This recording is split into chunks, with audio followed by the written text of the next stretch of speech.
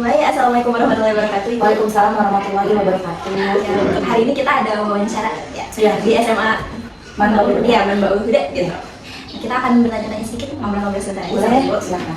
Boleh Ibu dimulai dari perkenalan diri. Oh ya, perkenalkan nama lengkap saya Ibu Sri Cesi Estifilani, panggilannya Ibu Cesi. Saya sebagai guru BK di sini. Oke, Ibu kira-kira jadi guru BK di sini itu udah berapa lama ya? Ibu udah ada 5-6 tahunan di sini. Lama. Iya. Berhubung ibunya guru BK berarti kayak sudah paham itu tentang karakteristik anak. Ya. Saya mau nanya dari yang paling gampang dulu gitu. Boleh. Kira-kira di remaja yang sekarang itu kan kita beda Gen Z itu kan beda banget dari Gen milenial gitu. Benar banget. Menurut Ibu karakteristik anak-anak remaja nih khususnya untuk anak SMA itu karakteristiknya? Kalau untuk karakteristik anak-anak SMA di sini, ya mungkin hampir semua sekolahan mirip-mirip lah ya Gen Z itu. Karakteristiknya itu pertama adalah dia aktif banget untuk berbicara, mengemukakan pendapatnya, kritisnya ada, tapi dia itu minusnya menurut saya banyak masalah. Iya Gitu, sayang banget. Kalau kritis boleh deh, hebat banget. Pemikirannya luas banget menurut Gen Z itu. Terus ya kalau untuk mikir tuh kayaknya ke depan tuh udah dipikirin banget, udah tertata rapi. Minusnya menurut saya itu kayaknya kurang rajin aja deh. Asal itu ya. Jadi mereka lebih sering kritis dan protes Betul, males gitu. betul ya. Tidak pada tempatnya. Ya. Oke, untuk pertanyaan berikutnya nih Ibu. Kira-kira dari yang tadi nih karakteristik mereka kan katanya anak Gen Z itu kritis gitu, tapi males mereka males. Nah, kira-kira perubahan apa sih yang Ibu tangkap dari kayak ketika anaknya baru masuk nih, dia kan berarti baru dari SMP, terus mereka lama di SMA, kira-kira apa sih perubahan sikap yang terjadi sama mereka? Oh ya, kalau karakteristik perbedaan dari SMP ke SMA, berhubung saya ngajar dari kelas 1, 2, 3, semua saya ngajar di semua kelas. Yang paling beda itu di kelas 1. Perbedaannya apa? Kalau kelas 2, kelas 3 itu udah ada menyesuaikan lah ya sebenarnya. Kalau kelas 1 di SMA ini perbedaannya sangat signifikan. Perbedaan dia dari SMP yang masih ada SD-nya, SMP mau ke SMA, dari mulai perilaku, cara bicara, sikapnya, pakaiannya, tutur kata itu beda banget. Ya. Tapi apakah di kelas 1 ini cenderung apakah mereka kayak kadang ada ya anak itu ketika mereka SMP itu kan mereka lagi zaman-zamannya baru beranjak dari masa kecil ke puber gitu. Ya. Pas di SMA biasanya ada nih saya lihat gitu kayaknya anak kelas 10 itu malah lebih berani dibanding kakak kelas gitu. Betul banget, karena dia ngerasa, ini aku nih anak SMA nih, katanya gitu. Malah anak kelas 11, 12 ini udah nggak terlalu berani karena udah dididik sama saya udah lebih 22 tahun, nggak terlalu berani sebenarnya. Kalau boleh cerita, nggak tahu ya, mudah-mudahan sini aja jangan ada gitu. Di sini anak satu lebih berani daripada kelas 2 dan 3 nya. Gitu, dari mulai pakaiannya lebih berani gitu. Ya, kelas 1 tuh sekarang. Ini karena mereka belum mengenal lingkungan kali ya, Betul ya, tapi seiring berjalan waktu udah ada yang berubah dikit-dikit, diomongin pelan-pelan, kasih tahu ini SMA tuh nggak seperti ini gitu. Ya memang dia sebenarnya itu positifnya, dia menunjukkan kalau dia tuh udah dewasa. Ini loh perbedaan dari SMP ke SMA, ini perubahan aku tuh ada perubahan. Itu nunjukin perubahannya dia dari SMP ke SMA, pengen nunjukin itu. Nah, untuk pertanyaan berikutnya nih, kira-kira gimana nih perkembangan kognitif dari peserta didik dalam memahami pembelajaran? Kalau untuk kognitif, pelajaran sehari-hari untuk belajar mapel-mapel yang lain, menurut saya dari cerita guru mapel, kan saya guru BK ya. Kalau BK kan khusus ada materi beda sama guru mapel. Kalau guru mapel, kalau perkembangannya kognitif itu bagus banget, cara nangkepnya dia cepet, cara nangkep anak-anak materi anak-anak itu beda-beda. Ada yang lagi tidur, tapi dia dengerin ada dia lagi bengong aja nangkep gitu, macam-macam. Tapi menurut saya kalau untuk perkembangan game sekarang ini 2026 ini kayaknya mereka lebih cakep atau lebih cakep nangkep gitu. Pada pembelajaran? Iya, dari mulai gambar, video, mereka sekali ulas paham. Enaknya itu kata saya gitu, dari pada game-game yang lain menurut saya segitu, mereka lebih cepat. Kira-kira menurut Ibu kenapa tuh mereka bisa jadi lebih cepat gitu? Apakah karena mereka sudah terbiasa nangkap informasi dari media atau apa? Menurut saya sih teknologi yang sangat menentukan sih ya. Kalau kalau bercerita dari zaman kemarin, zaman saya itu untuk laptop, untuk handphone aja itu udah alhamdulillah jarang banget. Jadi kayak anak sekarang ini buka HP itu udah biasa, nangkep baca sekali baca beres. Kayak dia udah terbiasa megang teknologi yang udah canggih gini, kalau gitu kan buka kunci, nyalain wifi, Iya, langsung searching Google gitu. Secepat itu sekarang. Iya, jadi mereka lebih cepat nangkap pelajaran juga. Menurut saya seperti itu. Oke, kita lanjut ke pertanyaan berikutnya. Nah, karena tadi ya mereka itu kan cepat dalam memahami pelajaran, gitu. Mereka kritis meskipun mereka ya mungkin agak-agak males karena terlalu dimudahkan oleh teknologi gitu. Berarti kan otomatis beda nih metode pembelajaran gitu. Mungkin kalau zaman kita dulu pembelajaran itu masih sangat tradisional gitu. Nah, kira-kira metode pembelajaran yang menurut ini paling efektif gitu untuk anak-anak yang seperti Gen Z ini gitu. Metode pembelajaran sekarang yang sudah kan sekarang pakai kurikulum BK. Sekarang itu merdeka dalam artian materi dikasih ke anak yang mengembangkan. Jadi guru tinggal kamu mana yang nggak bisa, mana yang mau, mana yang nggak suka kita bahas. Lebih itu sih, lebih jelasnya kayak gitu. Menurut saya perkembangannya ya bagus di cara belajarnya.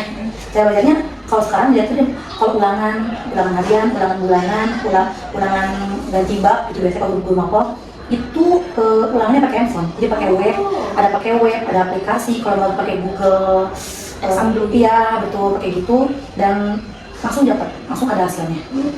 Berarti untuk metode pembelajaran di sekolah ini juga udah cukup gila ya pakai teknologi. Iya, berbeda tradisional pakai kertas lagi gitu. Ada, cuman jarang banget. Kayaknya lebih cepat. Jadi soalnya kalau pakai teknologi itu kan jawaban udah langsung ada tuh laptop, dipilihin udah nama, kelas udah jelas, tinggal kita ubah nilai aja gitu. Kita lihat nih.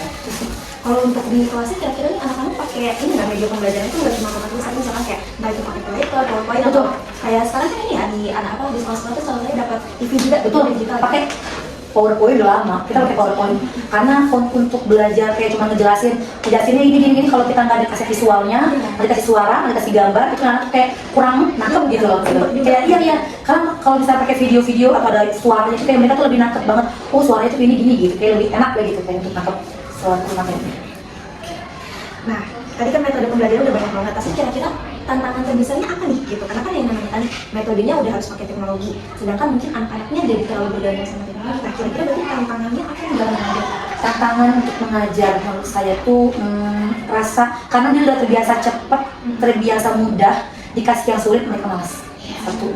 Yang kedua, dia anak sekarang tuh lagi kesulitannya adalah cuma pengen gambar, video, beres, jadi kita nggak baca dari awal sampai akhir, nggak teliti, kayak scroll cepat, dia ngambil poin, ngambil judul, beres gitu. Itu sih kayak tantangannya misalnya jam 2 ya bu, tadi nggak lihat jam berapa, nah gitu gitu. Sepele sebenarnya, tapi itu bahaya loh untuk masalah jam, hari, tanggal, mereka kadang nggak sampai saat itu, karena dia saking pengen teknologi itu cepat banget, jadi dia nggak terbiasa sama itu kayaknya.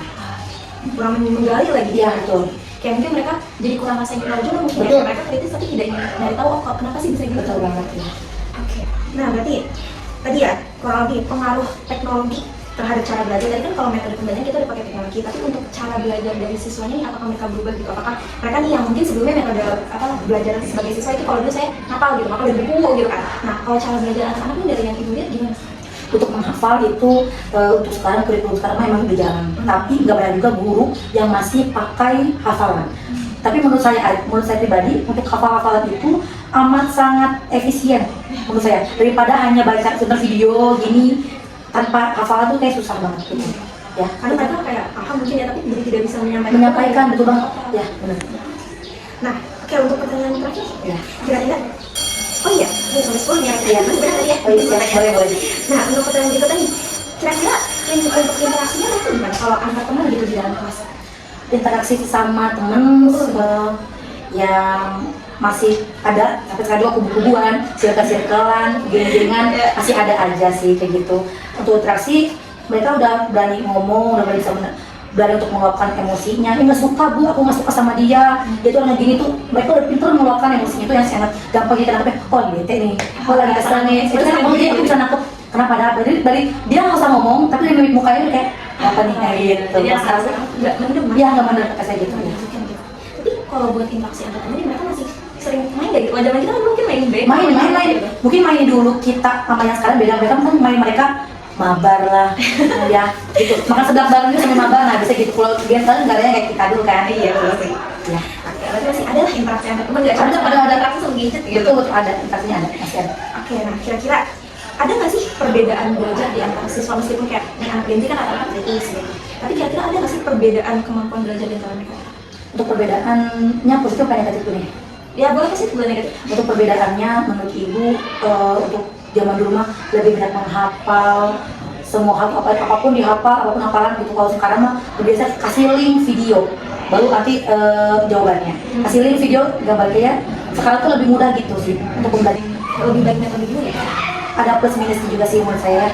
Kalau zaman dulu emang saya akuin emang materinya kuno, tapi tuh nempel banget. Iya gitu. Nempel banget di otak kita gitu. Saya mesti gitu ada sama guru saya. Itu nempelnya tuh ada banget. Tapi terus kita memahaminya itu. Nah nilai plusnya kalau sekarang jadi sekarang ini di tahun 2020 ini memahami itu gampang. Kita nggak tahu cari video, belajar sendiri, dipahami sendiri. Tapi minusnya kurang nempel nih menurut saya gitu ya. Cepat lupa. Betul, itu sih menurut saya. Tapi berarti gimana kita cara ngatasin itu sebagai guru? Kalau cara ngatasinnya ya kasih waktu. Menurut saya main gadget itu jangan kelamaan, tetap kita ada interaksi sama temen, kita pada ngobrol ya gadget. Kalau misalnya gabut bete aja boleh, tapi kalau untuk harian gini ya kita pusing juga sih kayaknya. Iya kalau interaksi tetap. Oke, untuk berikutnya nih Bu, kira-kira untuk peran guru nih dalam mendukung perkembangan sosial sama emosional, kita kan dulu kita juga guru ya, gitu. Nggak cuma ngurusin masalah nilai mereka gimana, pemahaman mereka gimana, tapi kita juga mengurusi emosional mereka gitu. Nah kira-kira gimana sih peran guru yang bisa mendukung emosional mereka biar mereka nih, apalagi yang SMA gitu suka pada lari gitu. Kalau untuk mengurusi masalah emosional, ya mudah-mudahan emang anak-anak sekarang tuh latar belakang itu beda-beda.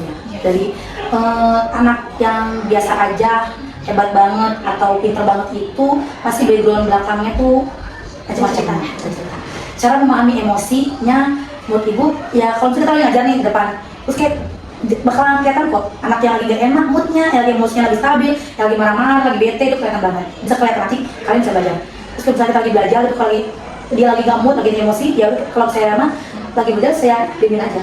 Dia mau lihat saya apa belajar di kelas ya boleh lagi ngomong, tapi saya nggak pernah begini aja dulu. Nanti kalau ngapal saya beres, ngapal saya selesai, bisa panggil ngobrolnya ada apa, kenapa, dan dibantu apa enggak gitu. Jadi mendukungnya itu nggak kayak langsung dikonsiderkan, kenapa enggak. Kalau saya pribadi saya nggak bakal mau negur di depan orang rame gitu. Saya pernah bilang kenapa nih ngobrol di es jajan gitu. Jadi pendekatan saya pasti. Oh iya benar, saya pernah gitu banget.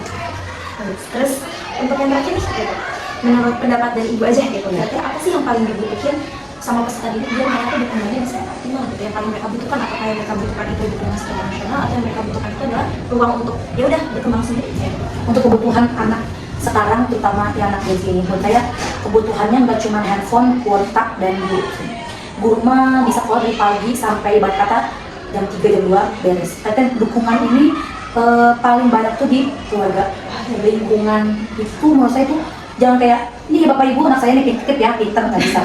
Oh iya nggak bisa. Tetap kita sebagai orang tua lingkungan di rumah kita support, tanyain udah belajar belum, udah sama belum, jangan kayak ya udah beres, ya udah kita yang sekolah tapi kita nggak usah nggak ngurusin enggak. Kita tuh sebagai orang tua keluarga ini ada kakak di sekolah kita pantau.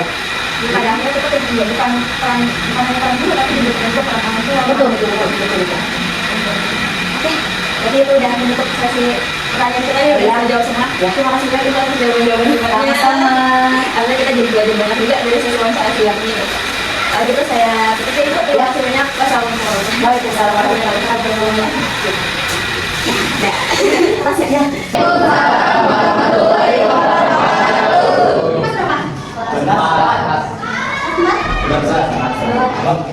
Sebelas.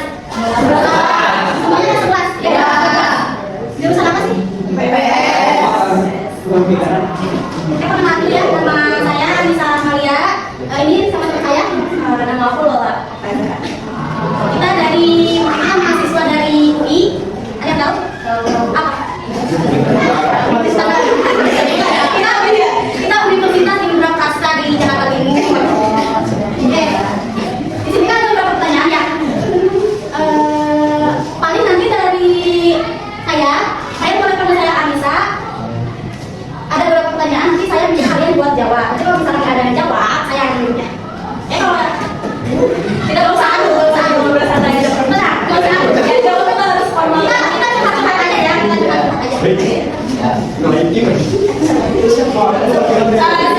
kita jawab dulu. Kira-kira menurut kalian kita dari jurusan apa? Tadi udah disebut kita dari jurusan. Belum. Kira-kira menurut kalian dari prambanan kita dari jurusan apa? Ya benar. English dari kalian kita jurusan apa? Kira-kira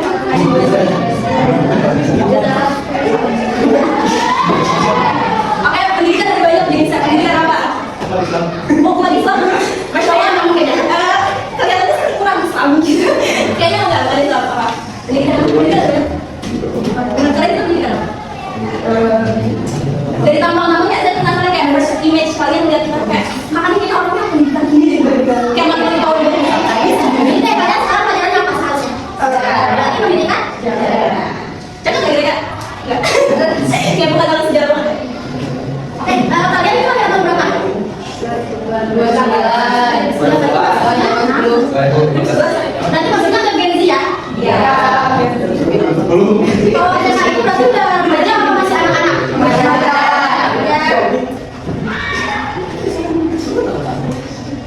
kayaknya. Oke, boleh. Oke, ini mau tanya, ngomong kalian kan kelas 11 berarti udah hampir 2 tahun lah ya menjalani masa SMA gitu. Kira-kira nih menurut kalian yang masa-masa remaja itu menurut kalian gimana sih? Menurut kalian kayak apakah aduh Pak kayaknya sebenarnya aku tuh di masa SMA itu aku udah happy tak temenin gak dengan sama kalian. Pendapat kalian tentang masa-masa kalian di SMA ini udah kalian gimana? Ada yang ngasih impression kalian tentang masa SMA sebelum atau kayak apa jujur saya ini tuh SMA belum jalan aja nggak nangkep apa-apa gitu kayak nikmat aja gitu. Apa ya? Ada yang ngasih impressionnya sama aku kan kakak musik yang mukanya paling ada yang seru ada yang ngasih pendapat sederhananya kayak misalkan kamu seneng nggak lah di SMA temen-temennya jujur sana karena kayak aku di masa-masa ini pendapat aku lebih ke misalkan lebih fokus belajarnya aja kurang ada yang ngasih masa impression kalian SMA tuh paling banyak impressionnya kita kasih paling banyak oke coba kasih impression kamu gimana? Kita ngobrol santai sih. Enjoy Ya, asik banget. asik banget ya. Apa? Soalnya SMA itu pendidikan Pendidikan paling seru karena serunya. Apa yang membedakan SMA dengan yang lain? SMA sama asik semua frekuensi. Iya benar ini. Dari aku tiba-tiba ada yang bilang ya dia ngomong nggak kamu? Cowoknya bilang nggak ada. Coba aku lagi. Ayo. Yang mantap. Apa yang mantap? Mantap banget kak. Apa itu? Soalnya kehidupan yang belakang jawab tuh yang belakang. Yang belakang. Kasih impresi dong gimana masa-masa kalian buat di SMA. Sebelum masa-masa kelas 3 ini pasti harus gini. Soalnya dari yang saya ikut ini SMA itu lebih seru di masa-masa kelas 11. Iya. Kelas 10 nggak kenal, masih kenalannya teman sekolah doang. Nanti kelas 11 udah mulai juga, kelas 12 sudah sibuk ujian. Udah nggak mikir kemana. 11 kelasnya paling seru, paling banyak impression pendapat kalian. Tadi ada bilang enjoy, bilang mantap kan. Saya ngerti mantapnya di bagian mana ini. Ada yang lain nggak? Atau ada yang dibandingkan? Kak, jujur saya SMA ini stres banget. Ada nggak yang stres di SMA? Enggak, enjoy banget ya kalian. Enjoy ya SMA.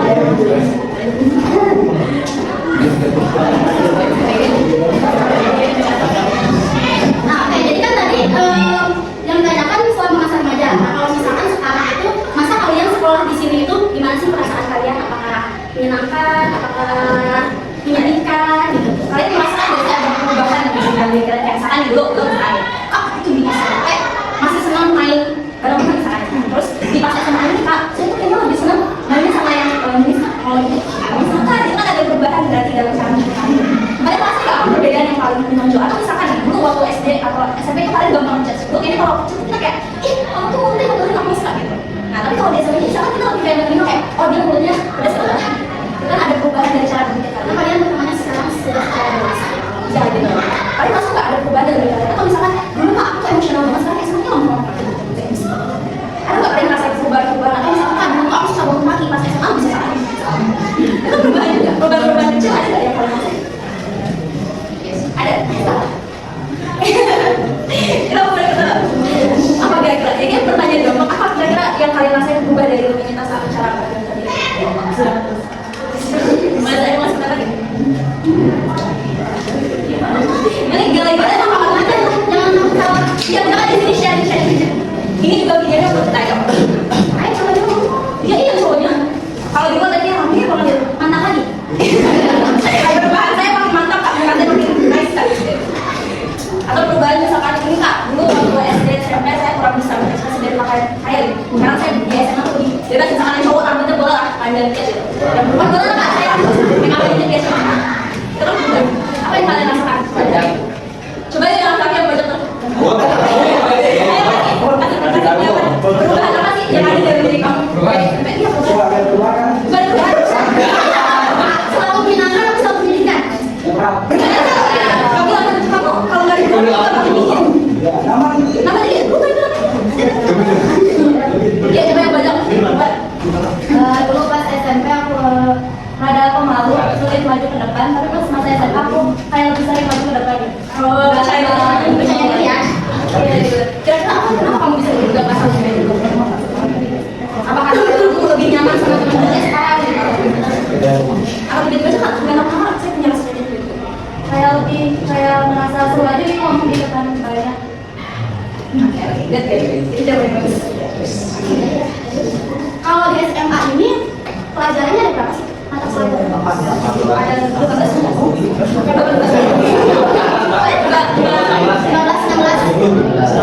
Bapak kalian belajar kalian kelas IPS ya, kan harusnya nggak belajar kayak kimia biologi mas? Nggak ada.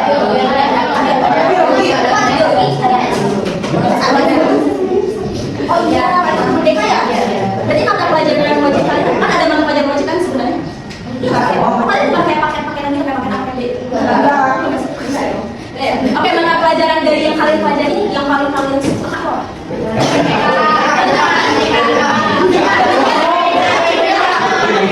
Ini beneran suka apa? Alhamdulillah.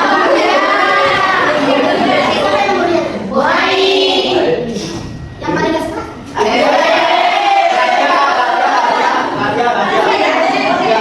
Sukanya matematika ya. Kita bilang buaya. Berarti dia minggu ada tulisannya kali. Berarti yang kalian suka itu matematika berarti masuknya ke pelajaran paling gampang nggak? Enggak. Susah, tapi kalian suka apa? Artinya asik ya. Ada yang murni kayak mau punya aku nggak tahu suka cinta itu kan sampai tinggi aja tuh. Baca doa bukan baca doa. Terus kalian kalau memahami pelajaran yang paling sulit itu dengan cara apa? Ya tadi kan kalian suka matematika, tapi matematika nggak susah. Caranya gimana? Tanya. Pokoknya dari kelas 9. Itu kalau baca chat GPT, chat apa apa? Kalau contohnya ya. Ya apa?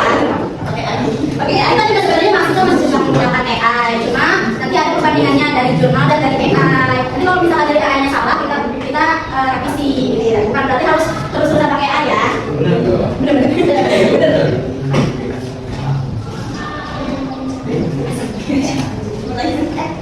Kalau hubungan kalian sama teman-teman kalian itu baik gak sih? Baik. Jadi ada siapa yang dibully gak sih?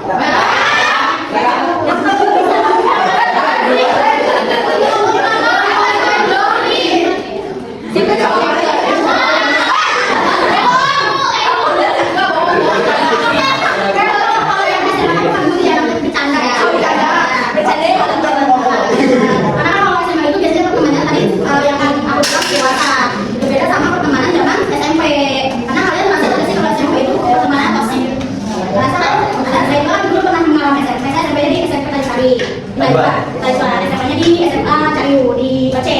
Nah, terus di Cariu itu menyenangkan lah sama kalian semasa SMA-nya.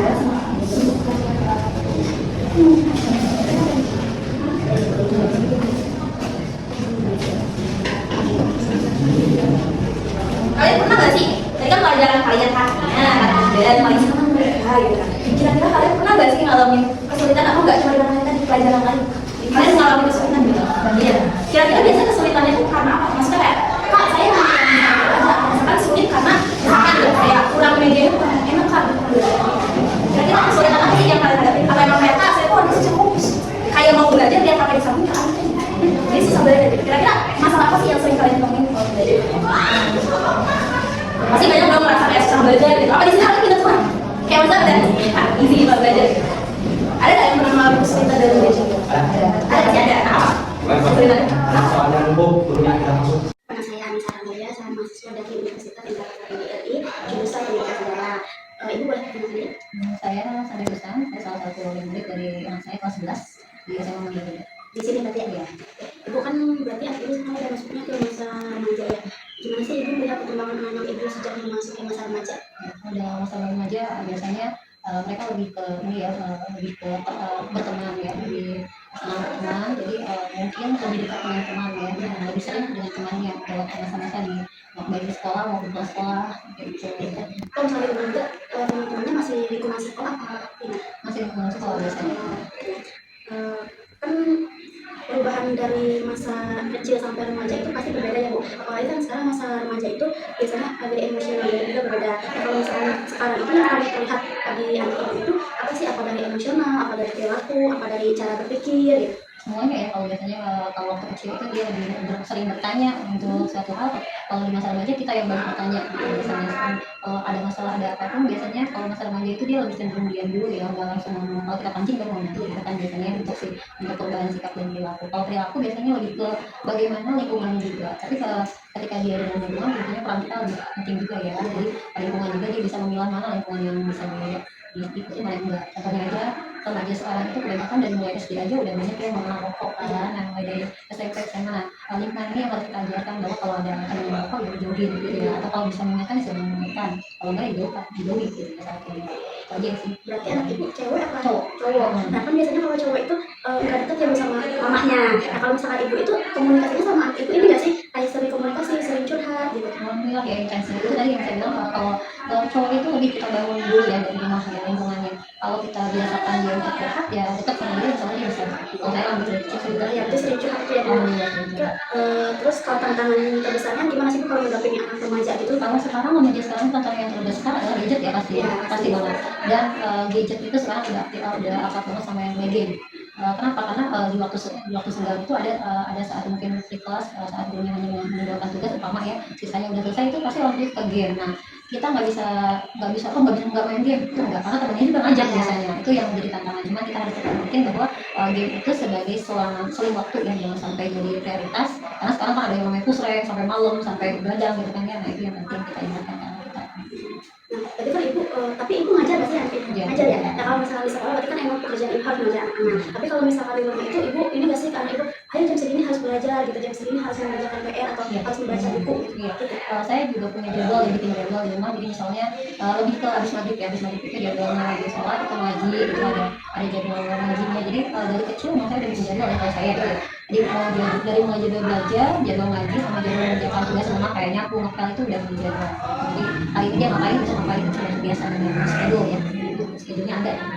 Kalau misalnya tapi pengaruh teknologinya ke anak ibu itu kalau ibu yang ya terlalu banyak negatifnya atau positifnya gitu? Kalau saya bilang sih dua-duanya ya, karena kita nggak bisa menampik ya bahwa negatif itu banyak, tapi tetap kita harus punya porsi ngingetin anak gitu ya. Kalau anak kehidupan orang tua itu pasti ada di samping anak mau keadaan apapun kita harus ingetin ada sisi negatif. Karena kayak misalnya scroll HP aja pasti ada yang keluar sesuatu yang nggak baik kan, nah itu harus diingetin setiap nggak tiap hari tapi ada intensitas tiap minggu kita ingetin. Kamu ngeliat scroll yang negatif coba skip ya, jangan sampai kamu teruskan, jangan sampai kamu ngeliatin skip, jadi jadi skip. Kalau misalnya TikTok itu jadi kalau bisa dilihat lagu, Kalau ada kan pilih kamu kamu ngeliat sendiri tapi teruskan kenalnya. Ya, betul. jadi kalau misalnya masih peran sekolah dalam membantu perkembangan anak ibu. Karena ya sekolah itu mengajarkan etika selain masalah pembelajaran ya. Jadi di awal sekolah juga sudah misalnya di UKSR itu mengajarkan civikan juga.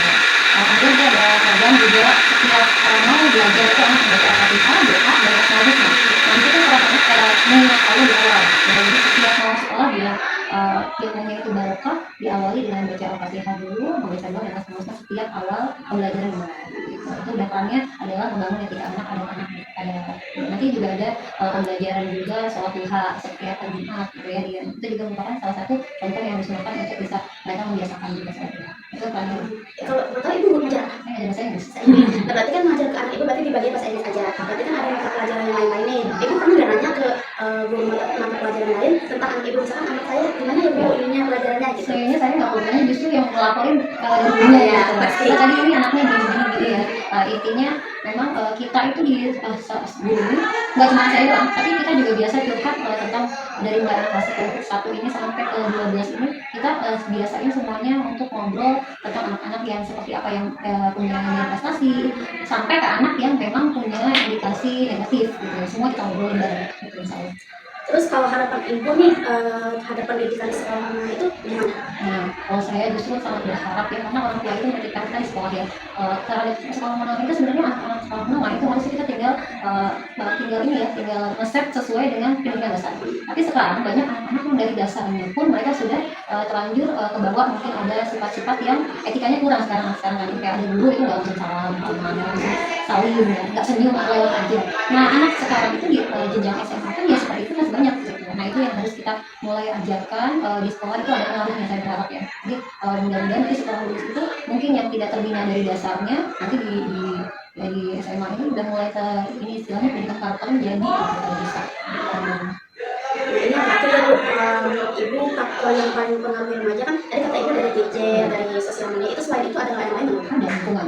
ya, ada pertemanan juga Ya, kayak misalnya contoh aja anak yang biasanya nggak suka bolos umpamanya ya. Ini si anak ini bisa dibilang anak yang positif ya, tapi ketika dia mendapatkan teman yang negatif, ini kembali ke anaknya dan juga pengaruh psikis dari sekolah, dari keluarga ya. Kalau di keluarga tidak diperhatikan, dia anak yang baik, nah sebenarnya semuanya anak baik ya. Tapi kepada lingkungan itu kadang-kadang kan ada anak yang terindikasi itu bukan di berangkat sekolah, tapi malah wifi gitu ya. Nah dia sebenarnya anak baik, tapi begitu ketemu teman yang seperti ini, ya kan sekolah gitu kan, itu kan pengaruh kan, termasuk pengaruh yang besar juga. Nah itu kita sih siasatinya alhamdulillah bisa ada pembimbingan orang tua, wali murid ya supaya tahu kayak misalnya mungkin kita dapetin ada anak yang udah mengenal judi online ya, udah mengenal apa yang namanya main tapi pakai online jadi bayar-bayar itu yang harus kita ini ya kita benar-benar sosialisasikan bahwa itu ya itulah ya karena ada indikasi beberapa yang seperti itu. Terima kasih ya Bu, informasinya sangat baik. Maaf mengganggu waktunya ya Bu. Saya izin pamit sama Bu. Ya silakan. Maaf ya mengganggu.